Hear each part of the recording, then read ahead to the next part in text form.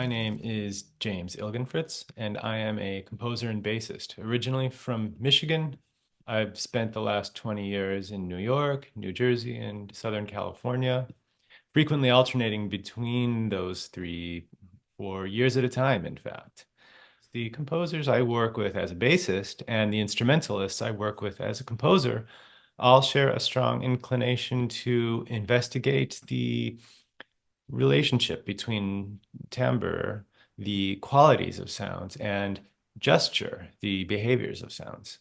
Also very central to me and for many of my collaborators is the performative roles of both the physical bodies on stage and of the materiality of people and things involved in the performance, whether that means a violin or some cellophane or a particular chord progression. Entrainments is the name of my album featuring Jerry Hemingway on drums, along with saxophonist Angelica Nischer and cellist Nathan Bontrager. This album premiered a new compositional system I call entrainments. I use the hashtag in front of all of these pieces as a reference to the social media practice of tagging ideas, people, and places. Entrainments are similarly available to be combined in infinite ways, just as with social media tagging.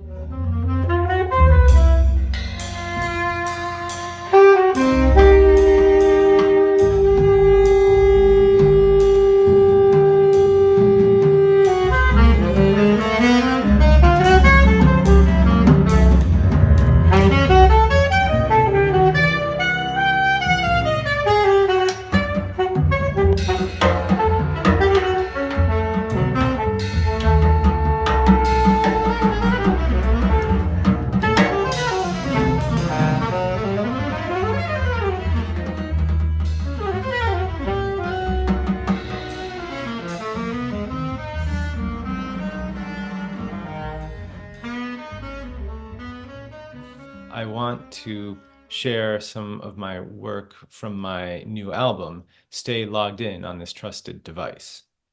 The album features works for the New Thread Quartet, the Ghost Ensemble, and Hypercube, as well as one solo work that I wrote for myself. I composed Trustfall in 2019 for the New Thread Quartet. Different sections focus on particular saxophone techniques, such as slap-tongue multiphonics, pitch bend or glissando, or different types of air sounds.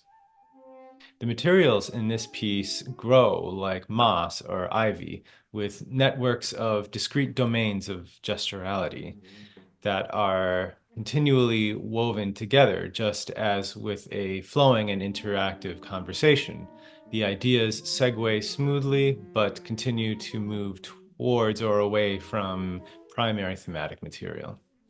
But perhaps more importantly, the title carries an autobiographical element because it refers to my difficult recovery from cognitive difficulties that I experienced after surgery to remove two benign brain tumors over the last decade.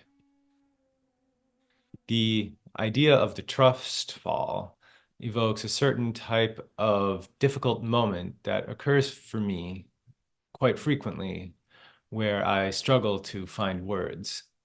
This is called aphasia and is common among people who have had a stroke. Now, years later, these challenges continue for me, and I've found that by simply allowing my mind to relax and kind of fall into the moment of aphasia, the word I'm after will end up being there when I do speak. The piece similarly has continuous rising and falling of tension and release.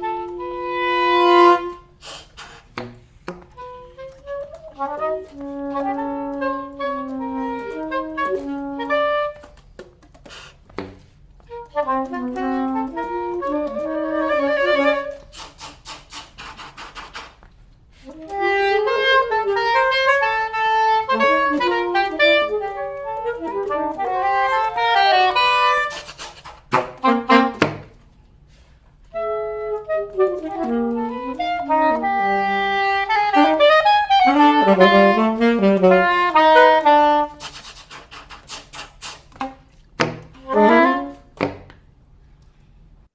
the last 2 years, I've begun to organize my ideas about musical gesture and conceptual practices around the idea of lexical entrainment. One might ask, what is lexical entrainment? What is entrainment? We can look at these two words separately. Entrainment describes the synchronization of organisms to external rhythms, as with music, dance, or perhaps more problematically, marching. I first encountered the word entrainment from an article from 2000 by drummer Jerry Hemingway, who described groove as connectedness or entrainment or synchrony in life forms.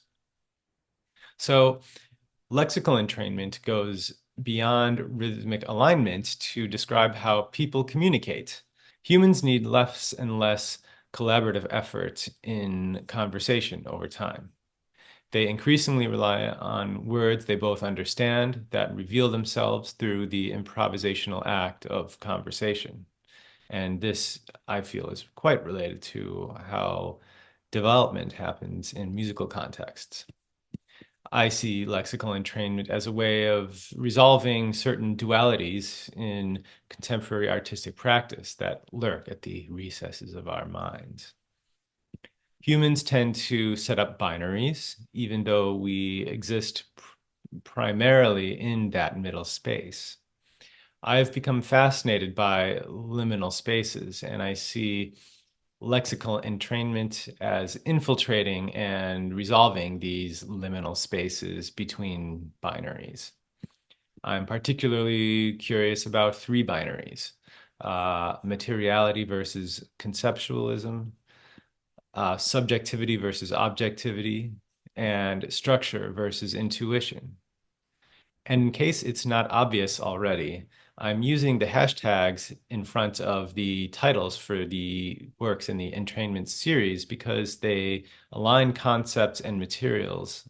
But that's enough scholarly jargon for now. I'm going to go back to talking about the music I make.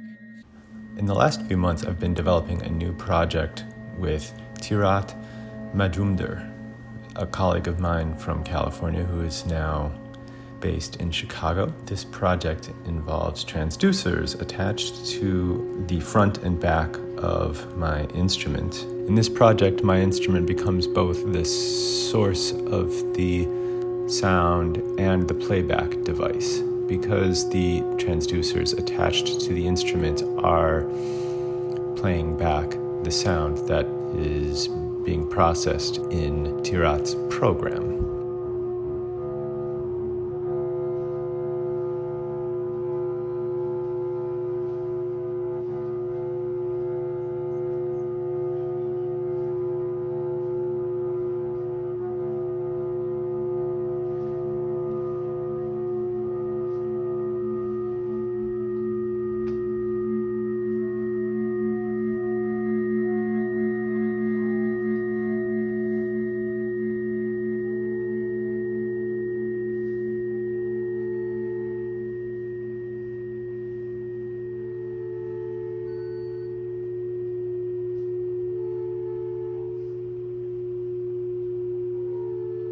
I began speaking about my album Stay Logged In on this trusted device when I was speaking about my saxophone quartet piece, Trustfall. I'm going to return to that topic now and discuss a piece from that album called Almostness. Almostness is a work for solo five-string contrabass in just intonation scordatura, augmented by live interactive electronic sound and the autonomous mechanical instrument array, a family of 6 or more mechanical characters who respond to data transmitted via Mari Kimura's music motion sensor. The scordatura I mentioned is based on the harmonic series. In this tuning, which I call the alien generator tuning, the frequencies of the harmonics on all the strings are related to the lowest open string on my 5-string contrabass, which is tuned to a fundamental of 32 hertz. This note sounds to our ears like a C natural, but it's a bit flat. There are 5 strings and there are 5 horizontal rows, each showing the harmonic series up to the 12th partial on that string. The cells for each string are a different color, but any harmonic that also appears as a different harmonic on another string has its own color. There are pairs of red cells on different strings, but notably there are 4 strings that have the same green cells. This note is 360 hertz. The lowest string has as its 45th partial in the harmonic series, that note is 1440 hertz. We can bring that note down 2 octaves and we get 360 hertz. And that note appears as the 9th partial on the 4th string, the 7th partial on the 3rd string, the 5th partial on the 2nd string, and the 4th partial on the 1st highest string. So all 5 strings are related to the 32 hertz fundamental.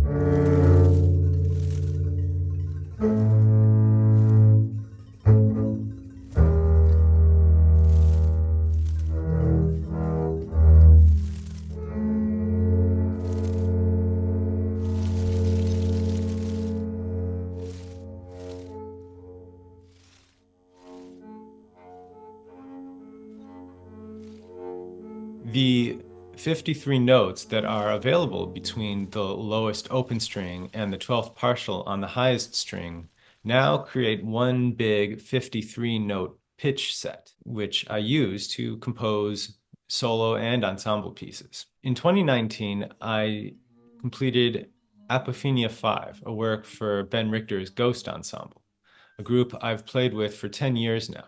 The term apophenia describes humans' tendency to perceive patterns within randomness.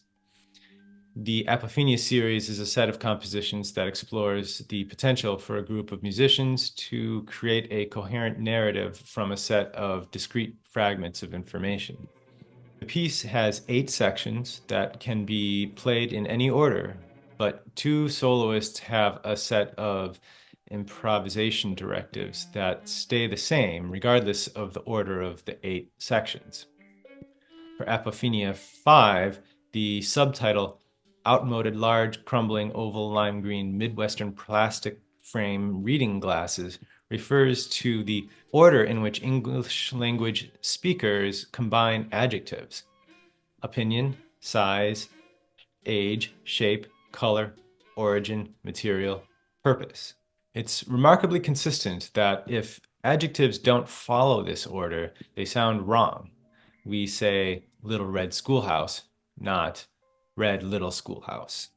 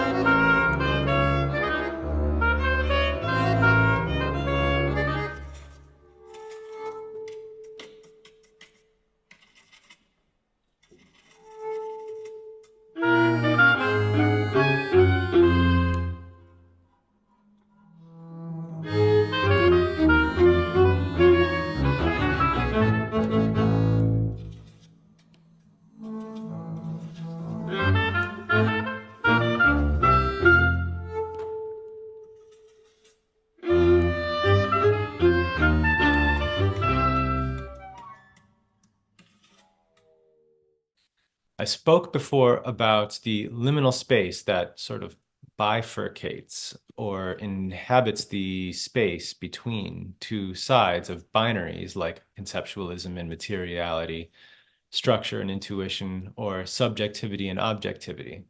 And lexical entrainment suggests ways that we might mediate those supposedly opposing forces.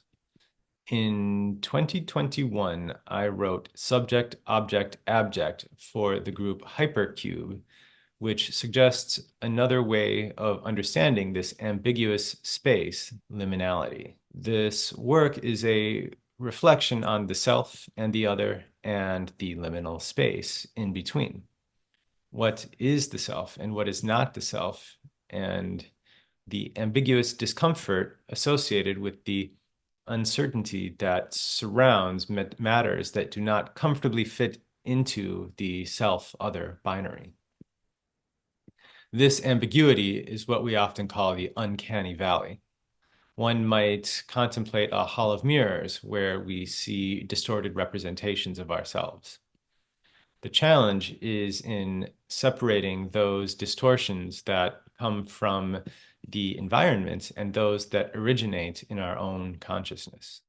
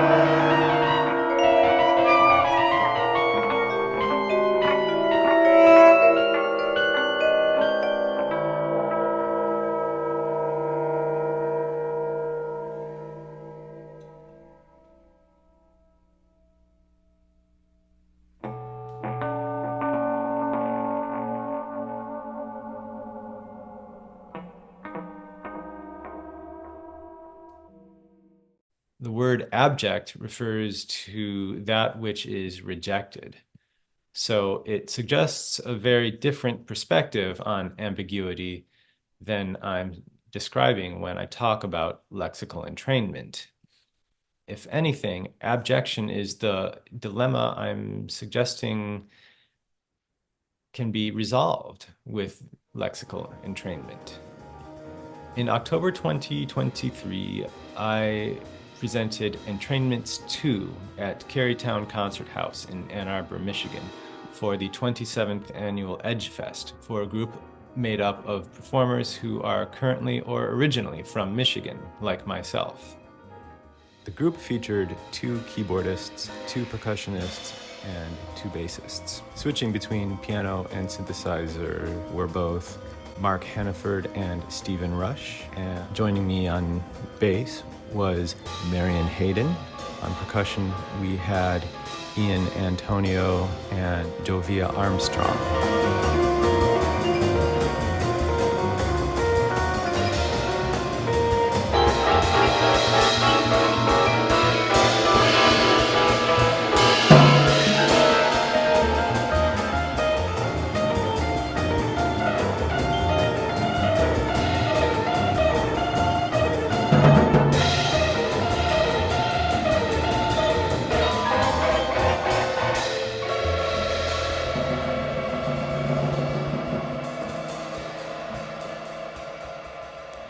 The Entrainments series now also includes elements of conduction borrowed from Butch Morris, as well as elements of sound painting borrowed from Walter Thompson, and some other ideas I've developed on my own involving cueing improvisers and also cueing written material.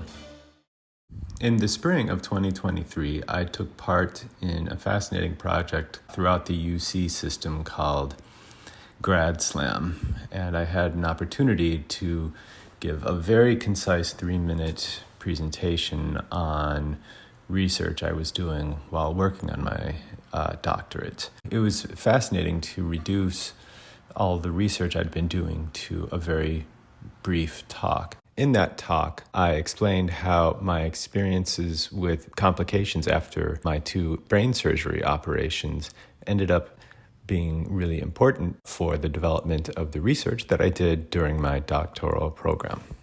In this video, I explained one more compositional project that I want to discuss. My project is a series of musical compositions called the Ambigram series. One might ask, what is an ambigram? It's like a palindrome, except it's more visual than it is literary.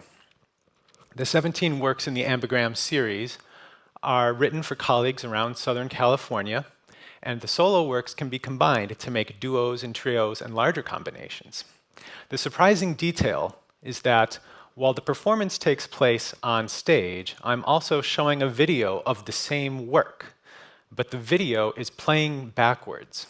This delicate timing plays with structure and intuition because there is an audio-visual crossfade between forwards time on stage and backwards time in the video. Speaking of the video, you'll notice that in the images, the videos of the soloists are layered on top of each other. The idea to do this came to me when I discovered the work of the great African-American conceptual artist Charles Gaines.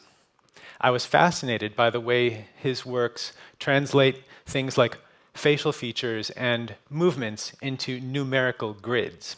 Improvisers tend to think of their art form as primarily engaging more subjective aspects of music, but as I learned more about Charles Gaines's understanding of objectivity, I came to understand both subjectivity and objectivity differently. I saw them as interrogating our received notions of what we think we mean when we talk about materiality or conceptualism. This led to the focus on those ideas in my doctoral research, as well as my focus on the work of Charles Gaines and Roscoe Mitchell, and by extension, this concept of lexical entrainment.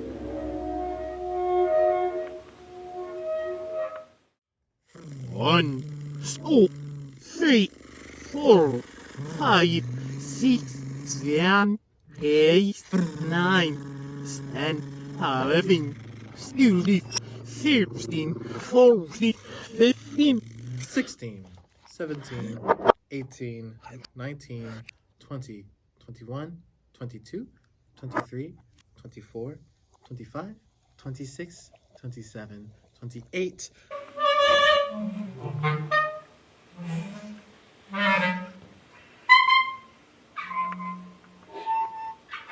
I use the term lexical entrainment specifically to describe the process through which artists and musicians imbue sounds and materials with meaning, as well as an embrace of the process through which groups of people come to better understand each other and cooperate to further mutual objectives. Lexical entrainment can explain how people invest parts of themselves in their artistic methodology and an empathic deference towards the subjective and objective realities of others as essential to collaboration and to harmony between distinct groups of people. I will end this video with the final words from that grad slam talk that I mentioned a few moments ago. I taught music to young children using the Suzuki method for many years, and that work was essential during my recovery because as I helped young children develop the focus and patience to learn an instrument, I helped myself regain those characteristics. My story of loss and recovery is embedded in my musical compositions, and I make these works to show how being mindful in the present moment can help us to value our connections with other people and with our inner selves. Thank you very much.